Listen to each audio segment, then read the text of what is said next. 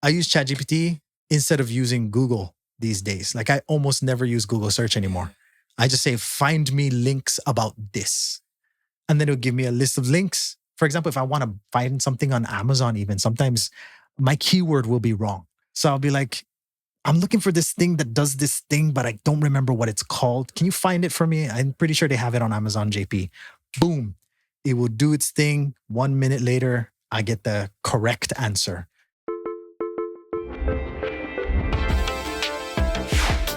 Excuse me, Masen. Welcome to another episode of the Excuse Me Masen podcast, where we bridge Japanese and English speaking cultures through personal stories and real life experiences.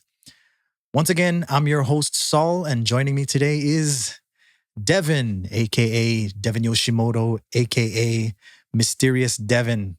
So yeah, today we're talking about AI and what it's like to use it in our daily lives here. So before we get into the questions though, I feel like it's important for me to update everybody because in the last episode, I talked about how I applied for my Zydu card online this year. Last time I said I applied for it, and then I didn't get a response until the day of the expiration. That was like almost 2 months after, probably a little bit after, more than 2 months maybe. Yeah, so I also mentioned that I made a mistake on something. That was because I sent a PDF that didn't have all the documents on it because I didn't open it before I sent it in, which was my mistake. And so they requested the new documents. And then maybe I want to say like 2 weeks later, I got an email from them saying it's approved. And then they asked me to send in a letter pack that has another letter pack inside, together with my current Zydu card, the one that just got expired, and the stamp. By the way, if you go to immigration, you have to pay 6,000 yen. But if you do it online, it's 5,500 yen. So you save $5. And so I sent in the stamp with that sheet of paper that you have to stick it onto and everything else. And then I got everything back like 4 days later. So I just got my Zydu card yesterday, the new one. So yeah, that's that. I got the Zydu card. So you can complete it online. So do you actually remember the first time AI did something useful enough that you started taking it seriously? Yeah, I mean, just thinking about it now, this is pretty clear in my head. So maybe this was 2022 or early 2023. Like, it's obvious now, but at the time you're like, okay, I have to write this article about, say, like this event or something. Now you just give it everything related to the event. And what I knew I was going to write was generated or appeared. You just got to, talk back and forth or whatever. And then you're like, yeah, that's pretty much what I was going to write. And I was like, that's when I realized like, okay, so that's how you use this to, write something. Of course you could just go write about this event, which I tried and I read it and I was like, no, this is not what I know I'm trying to get. And then we give it all the stuff, the context or whatever. Yeah. And then get it. And within 1 or 2 tries, they're like, okay, this is actually what I knew I was going to write, or pretty close to it, maybe 80% of the way there. And then that's when you realize like, oh, okay, this is how you need to use it. And I remember like that was when I started to tell my coworker, oh, look, this is what I did and this is how it works. I said, yeah, that's cool. That's cool. So I remember that was like the first moment. Did they tell you specifically which brand you're supposed to use? No, they just said, okay, you have access to these different models. Use whatever you want. And they were paying for it? Yeah. Nice. So because I'm self-employed, I wanted to create this new service for my students where they can come in on Saturday as a group and then kind of refresh their memories with the vocabulary so that we can spend more time doing conversation. And because it's a group, I can only accept so many students at a time. So I wanted to create this like reservation system. So I came up with that idea and I was like, if I wanted to create this reservation system completely on my own, I would have to pay. I would have to find the different companies online that are offering those services, pay them to do the scheduling and the calendar and all that stuff, right? And then I was like, let me just try ChatGPT and see if I can work with ChatGPT to figure out how can I create this reservation scheduling system so that people can go onto my website and they can reserve a slot. So I was like, wait a minute, I could use Google Forms to do it. But one of the problems is Google Forms doesn't allow you to set a cap on how many people can make the reservation. So I was like, okay, let me see if there's a company that made an app that like a plugin app for it. There was a company and I tested it, but it was kind of inconsistent. So I went to ChatGPT and I was like, can you actually write the code and tell me where to plug it in? And there's this thing called app scripts on Google Forms where you can input your own code. And it was like, yeah, here's the code, put it in and test it. And what will happen is as soon as the sixth person inputs, press the submit button, it will lock the form so that nobody else can fill it out. And then I tested it and it worked. And I was like, holy cow. Okay. And then from there, that's when I was like, okay, let me try everything that comes to my mind. And then I created an entire web page with using Google Sheets. I was able to create this thing where every time somebody submits one, it'll go onto this sheet that shows how many slots are left. So before somebody makes a reservation, they can click on this link. It'll open up a Google Sheet and show for that specific date and time that they want, how many slots are still open. And then they can go in and click and open it up. If you're like me and you don't want to pay all these like websites to, or these web like hosting services to do everything for you, especially the prices just keep going up and up and up recently, especially after COVID and some guy, you probably know who I'm talking about. But yeah, so I use a free service and everything functions without a hitch. It's perfect. Was that around that time where like, you know, the whole world's consciousness started to switch over from like, wow, AI can actually be creative. We thought only humans can be creative to like, wow, it's game over for us now. I actually didn't think that in the beginning because it has, even now, there are tells that AI writing has, right? Like, for example, one of them is, it'll say, it's not this, but this. It constantly does that. Or it will constantly make lists of 3. This, and this, right?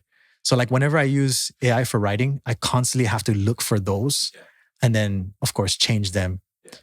So it's more like hiring an intern who can do the job, but not as good as you. And then you go in and correct their mistakes, something like that. So since we're talking about that time, what about these days? Like, where does AI show up most in your work? Okay. Well, I'm a copywriter and we just make, you know, all the materials for all the events and whatever kind of like online activities and stuff like that. So where it shows up the most, or where it should show up the most, is writing copy. Yeah. So, you know, that's good. I just, you know, use it to write copy that I think is good. The second biggest part, actually, I think this is more than writing copy, is learning Python. Okay. And can you explain what is Python for people who don't understand? I barely understand it. Okay. It's coding software, coding language. It's okay. a coding language, kind of like all the other coding languages, HTML, CSS, JavaScript. Python can do a lot more. Okay. Now I can write some little Python thing that is doing the copy and pasting by itself. Here's all the files I have about this project. Just take the ones that you know are relevant, stick it in, send it to OpenAI, send it to whatever, ChatGPT or Claude or whatever, with these prompts, do it in this order and do it all just with one time. Yeah, in my case, it's more like, when I say shows up the most in work, it's in my case, it's just mostly me asking it to translate stuff. What is this in English, or what is this in Japanese? Translation is huge for me too. Yeah. Okay. Has AI ever allowed you to take on a task or project you would have paid someone else to handle? I think a good example for me is outside of work. Okay. Recently, with some experiences of having to deal with insurance or tax, or hospital or something like that, I would definitely pay for somebody to help guide me through that. Now, AI translation is so good, it's not Google Translate anymore, that you feel confident going through it. Not only confident, it's done it several times already. So I completely trust that AI will translate things at a high enough level where I feel like it's not going to make fatal errors. So yeah, that's translation. Living in Japan, 100%. Yeah. I mean, same here. It's mostly translation. Like for that thing that I told you, the Saturday thing that I was going to do with my students. Um, I don't know how to write copy for that. So when I was making that page, I just made sure to have the AI write it. And then I read what I can read. And then I had my wife look at everything because she's Japanese. And then she would be like, okay, this one word here looks kind of weird. You might want to change that one word to this word. Okay, let's change that one word. Can you look at it again? Yeah, it's good. Okay. And then I'll just publish that page. So before you would have paid somebody, Japanese cop or some other service or whatever to Yeah. do that. But I think most importantly for me, it would be for this podcast, because I migrated this podcast from a service that I was paying 15,000 yen a year to use. But the podcast, of course, is still small. So it doesn't generate any income yet, or if ever. So I was thinking, I cannot afford to keep paying this. And so I decided to migrate it. And I was asking ChatGPT, which one do you think is better? Moving to a cheaper one or moving to a free one? And if we move to a free one, I actually kind of like Blogger because I used to write a blog on Blogger. And it was like, yeah, that's a pretty good idea versus WordPress, because WordPress can be for so many things. But Blogger is specifically for posting posts, right? Blog posts. And if you do that with an episode is kind of like a blog post, right? So I did that. And then, of course, the themes, because it's free, they're limited in what they can do. But what they're not limited in is that because it's Google, they give you the freedom to mess with the HTML. You get the source file in the theme. Yeah. And you can go directly into the theme and just add all kinds of code to do all kinds of like pretty much anything. And that's what I did for the past like 4 days straight. I spent like 8 hours a day for the past 4 days just talking to ChatGPT. I want to change this button to look different, or to not move when I press this, or I want to put this image here. And then it was just, I'll go back and forth with it. I've learned that certain prompts get better answers. And of course, using the high model, if you're using ChatGPT, setting it to high or thinking mode will get better answers. And I noticed for me also, my knowledge of whatever it is I'm asking it about will help get better answers. So for example, the header in the site, I was like, okay, if there's too many things there, the last one on the right will get cut off. And I would just say exactly what I said to you, to the AI, and be like, can you stop that from happening? And it'll just find a way to solve that problem on its own. But because of that, there's not enough context, and it kind of fixed the problem, but it fixed it in a way where it looked weird. It looked off. Like it put all the items really close to each other. And then I realized, okay, if I just knew what term to tell it correctly, it could fix the problem. And the word that I needed was padding. Okay. Right. So if I just told it the padding is wrong here, like I need more padding on the sides so that I can fit in more text, then I said it to it, and then it fixed the problem, and it fixed it perfectly. And exactly what you were imagining. Exactly what I was imagining, yeah. That's the thing, right? So it's like... It's partially our fault too, yeah. Right. This is the same experience that I'm hearing directly from the people that I work with that are, everybody's trying to do all kinds of things.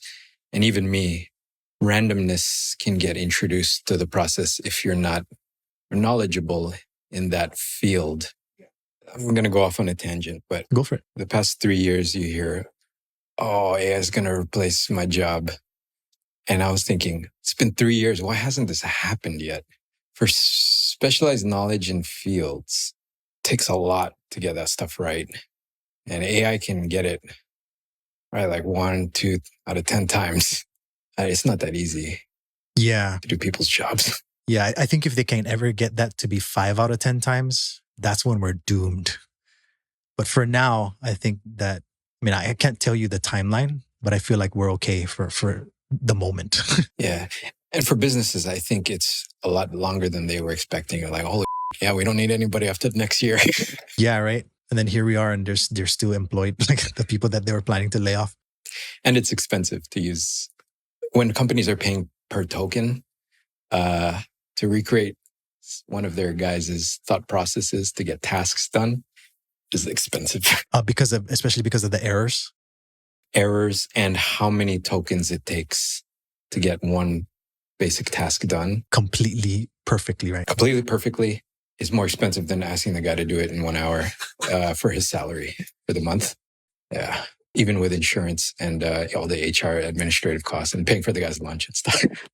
If you were to try to get something done, if you try to get the AI to do something for you with no information at all, you have to give it like 50 pages of context. Context, yeah.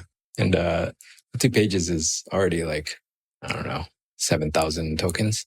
And you pay per token. And I'm seeing some of these rates. I don't know the real rates, but yeah, that's already $50 right there. Wow.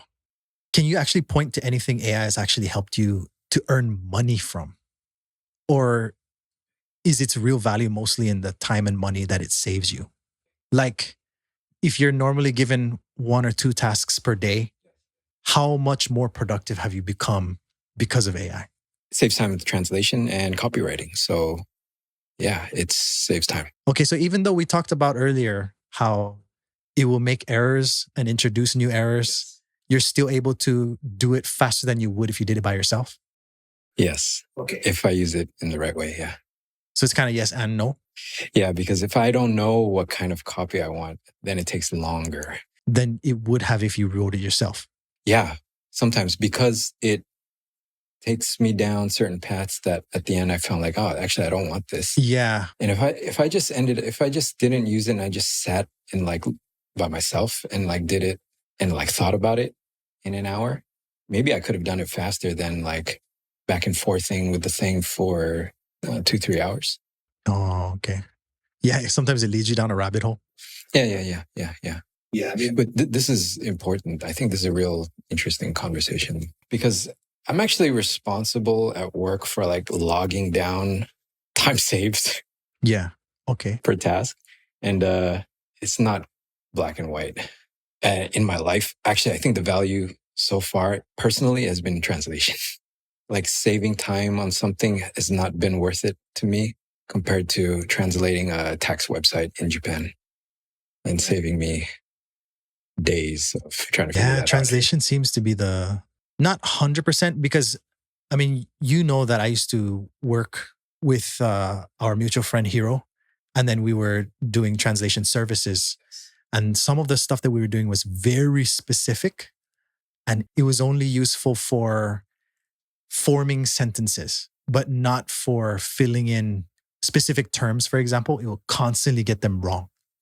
But the structure of the way it wrote was okay. So we would just go in and fill in blanks, kind of.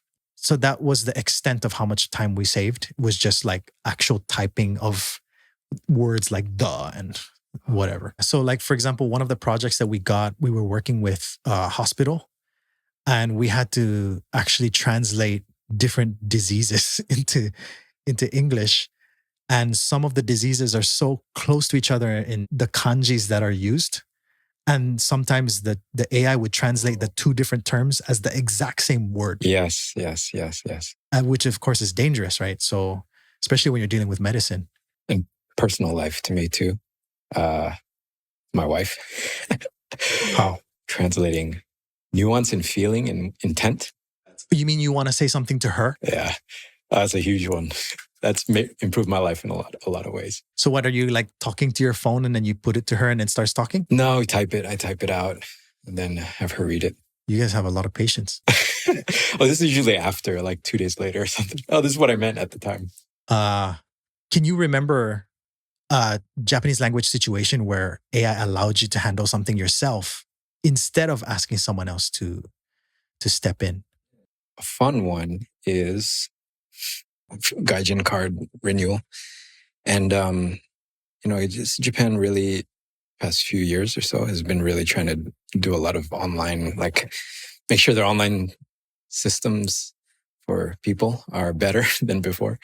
Yeah. And so I noticed this recently where I had to file some documents for tax online. And that process wasn't really in English friendly mode at the time. This is recently, maybe like past few months or so. Okay. And Yeah, that's the fun one where I was just really starting off in ChatGPT saying, like, here's the situation. Here's what I got. Here's where I'm at. Okay, I'm at the website now. Let's go. Let's complete this process. Man, if this was before AI or before where you sit there and you really do your best with Google Translate or something to get through all the fields and the forms to complete that process, it's painful. And it's that where I used to do this by myself. It's like, okay, just tell yourself this is training to make life in Japan better, to learn all these terms in Japanese. Yeah. But now it's just like, just copy paste it all in. Here's the next screen. Here's the next screen. Here's the next screen. You fly through that in like 2 hours versus before, which is painful, like 2 days maybe. Yeah. That's the biggest example to me. Wow. Yeah, that's exactly how it's been for me. Especially, I just mentioned that I did the Zaidu card, getting my Zaidu card renewal. So I would I would just like screenshot. I would zoom out of the page so you can fit Oh yeah. pretty much the whole. Wow. So the image recognition is pretty good there still too. Yeah. I'll make it like super zoomed out, and then I'll screenshot as much as possible, and then feed that to the AI and be like, I don't know what this is asking me for. What should I do? Where should I put it? And what should I say? And it works well, right? It works very well. Yeah.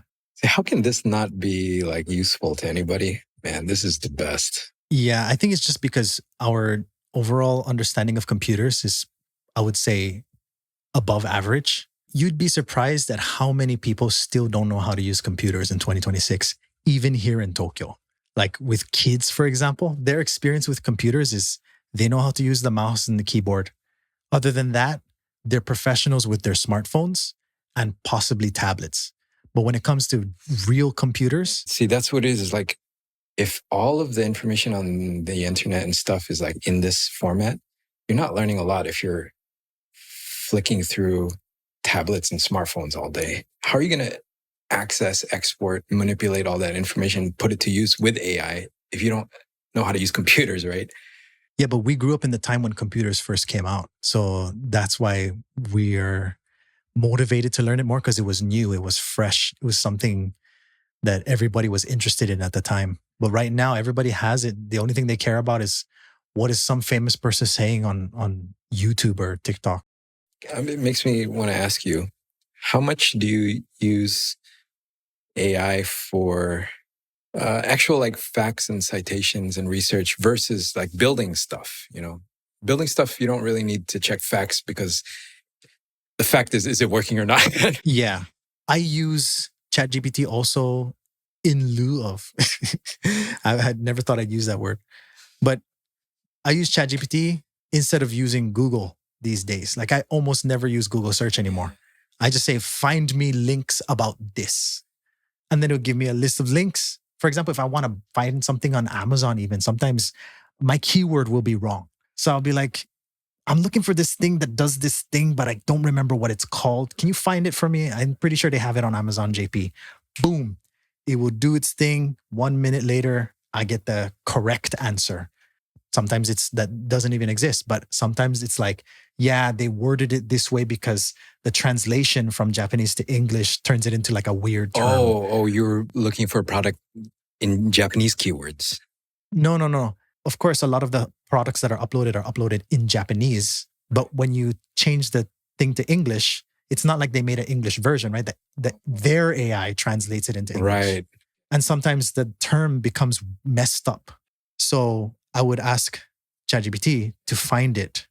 And a lot of times it would search it in the original Japanese. Yeah. And then when I open it up, it will open up with my account where it's already translated. Okay. Yeah. Do you think AI will eventually start taking away your job? Yeah. I've been desperately trying to make AI do my job for the past 2-3 years. So you're trying to make AI supplant you. Yeah, I've been trying so hard to do it.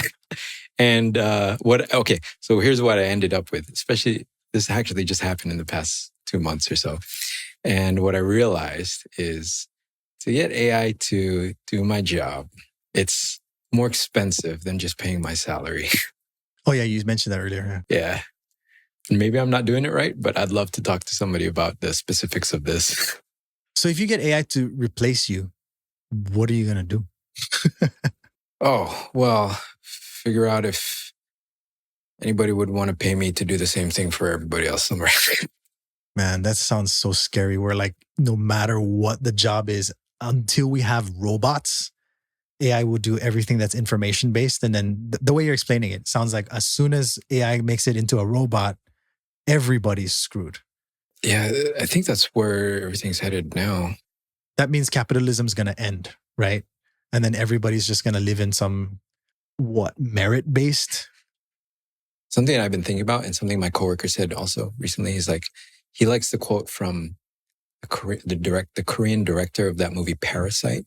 Okay. Do you like Parasite? I haven't watched it, but I know about it. I liked it. Anyway, he seems to be a smart guy. And he said, from a creative person's perspective, he said, I love the best part about AI is it forces us to really think about what is human. What's valuable and important about us anyway. So the more we progress with AI and technology, the faster we'll know, okay, what is it about us that makes us so special that we want to protect? And I thought that's great. So that's all I cared about is, businesses, whatever want to use it, like doctors, lawyers, everybody, engineers, everybody wants to progress with AI and technology. Great. Let's move it forward as fast as possible. Artists, whatever, comedians, musicians, whatever. Let's move it forward as fast as possible so we can know finally, what do we care about? And then just do that. Yeah.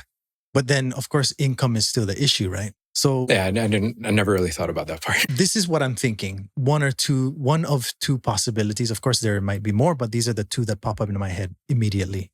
One is humans will start doing everything manually again, like farming, building your own homes, and living off of your own land, stuff like that. Or we'll go into a super technological society in the same way that the movie Ready Player One was in, where humans don't even need to work anymore. So they spend all their time in the virtual world. And then they earn tokens or money in-game. And that in-game money becomes their livelihood because they don't actually need to do anything for real. Wait. I never watched the movie. And I know it's based on like a book or something. The basic idea is that it's in the future and then everyone uses VR. And then this game designer created this universe that has games within it. And then the money that you make in that game can actually be used in the real world. Like you can use it to buy a house, you can use it to buy clothes. Everything becomes entertainment based is what I'm saying. So imagine playing GTA 5 online, but the money that you have there, you can actually go to the combini and buy food. So this is just off the top of my head, what's going to happen. But I think you're right. Or will it be split depending on where you're from or where you live? Yeah, I don't know. I can imagine like Tokyo people, right?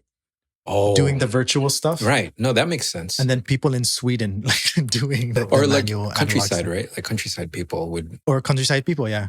Doing them, living off of the land and stuff. That makes sense. That's it for today's episode. How about you? Has AI helped you make a living, become more independent, or simply get more done where you live? Follow the show and turn on the notifications if you'd like to know when new episodes come out. If you have any thoughts, questions, corrections, or if there's something about Japan that you want me to talk about in a future episode, leave a comment on your favorite platform or on the actual episode blog page on xqspodcast.com. Once again, that's xqspodcast.com. Otherwise, you can find me on Instagram or Threads at xqs_podcast. And until next time, excuse me, Miss Ann, and see you.